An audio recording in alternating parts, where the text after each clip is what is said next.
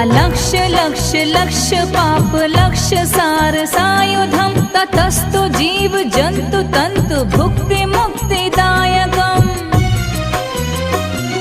विरंचि विष्णु शंकर सखीय धाम वर्मदे त्वदीय पाद पंकजं नमामि देवी नर्मदे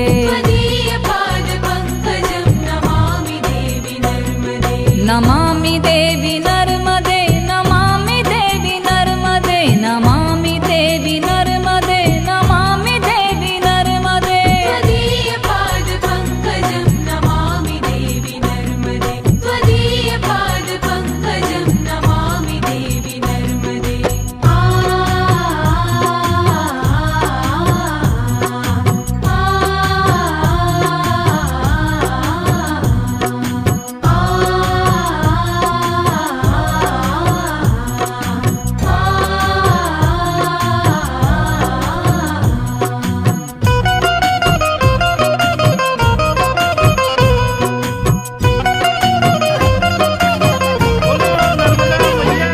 अहो व्रतं स्वनं श्रुतं महे